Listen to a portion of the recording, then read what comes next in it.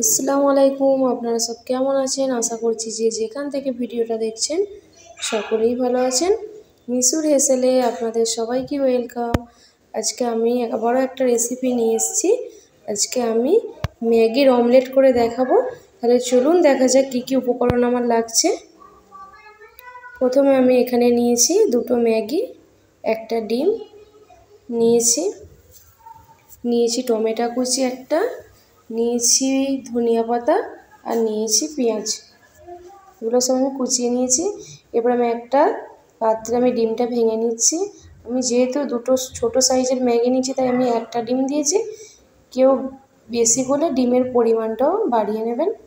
এরপর আমি পেঁয়াজ কুচি দিয়ে দিচ্ছি অল্প করে, ধনে পাতা কুচি দিয়ে দিচ্ছি অল্প করে, আর দিয়ে দেব টমেটো কুচি।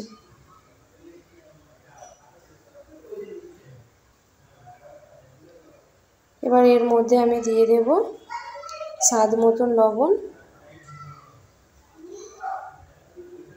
এবার দিয়ে দেব অল্প করে হলুদ, দিয়ে দেব জিরের পাউডার, ধনে পাউডার, আর দিয়ে দেব ঝালের জন্য লঙ্কা গুঁড়ো। কারো কাছে যদি কাঁচা লঙ্কা থাকে সেটাও ব্যবহার করতে পারেন। এবার সবগুলো একসাথে আমি মিক্সড করে নেব।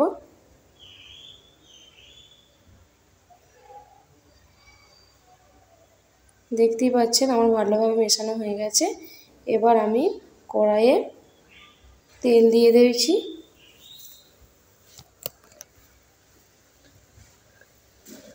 তেলটা গরম হলে এবার এর মধ্যে আমি দিয়ে দেব সেই কেটে রাখা পেঁয়াজ, দিয়ে দেব টমেটো কুচি,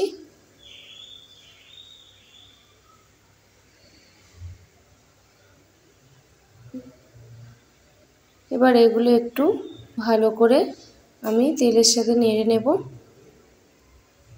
দিয়ে একটু হালকা ভেজে নেব। এবার আমি এখানে দিয়ে দেব সামান্য পরিমাণ লবণ,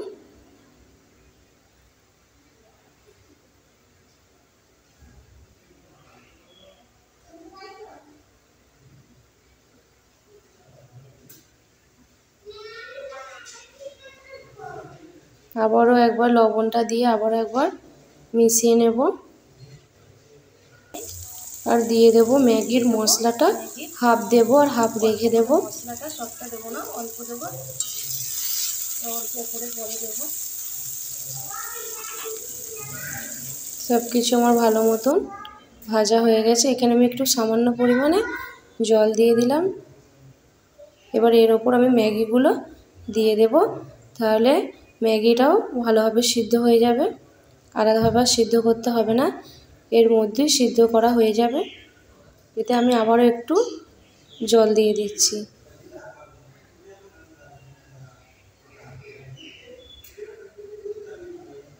এরপর আমি এটাকে ঢেকে রেখে দেব কিছুক্ষণের জন্য, যাতে ম্যাগিটা সিদ্ধ হয়ে যায়।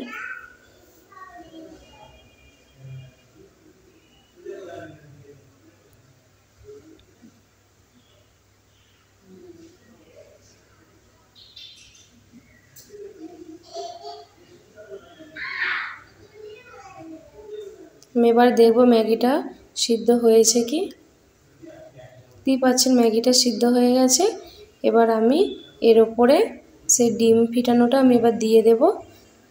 তার আগে অল্প করে ম্যাগি তুলে রাখতে হবে।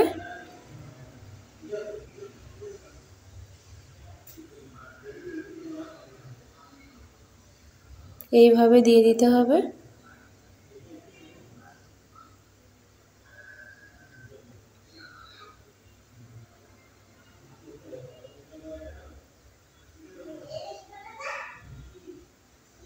তারপর আমি কিছু ম্যাগি অল্প করে আমি তুলে রেখেছিলাম, সেটা আবার এর মধ্যে দিয়ে দেব।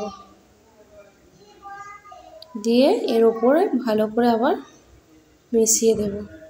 দেখুন আমি কিভাবে করছি, এইভাবেই করবেন।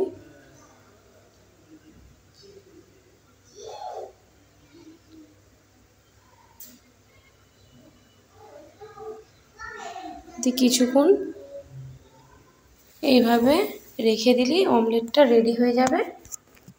এর ওপরে ম্যাগির যে মশলাটা ছিল ওটা ওপর থেকে ছড়িয়ে দেবেন।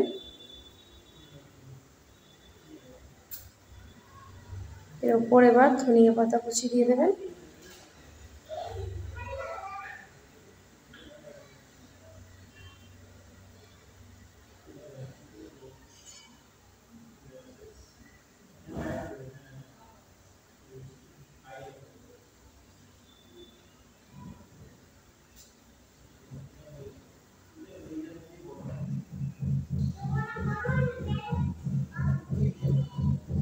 দেখতেই পাচ্ছেন ম্যাগিটা কত সুন্দর লাগছে।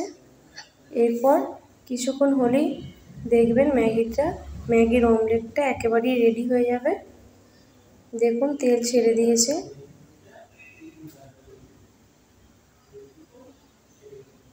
ম্যাগিটা হয়ে গেলে কিছুক্ষণ যেটাই করবেন সেটা দিয়ে রেখে দেবেন, সঙ্গে সঙ্গে তুলতে যাবে না, তাহলে কিন্তু ভেঙে যাবে।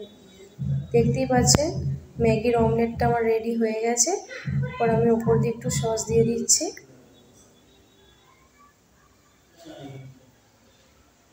খুব সহজে এবং অল্প টাইমে হয়ে যায়। বাচ্চারা যদি বলে বাড়িতে এটা চটপট বানিয়ে দেবেন। ম্যাগি তো এমনি করে খেয়েছেন, এইভাবে একবার রেসিপিটা ট্রাই করে দেখবেন। যদি রেসিপিটা ভালো লাগে অবশ্যই লাইক, কমেন্ট আর সাবস্ক্রাইব করতে ভুলবেন না। আপনাদের লাইক, কমেন্ট আর সাবস্ক্রাইবের জন্য আমি নিত্য নতুন ভিডিও দিতে আরও উৎসাহ পাবো। আল্লাহ হাফেজ।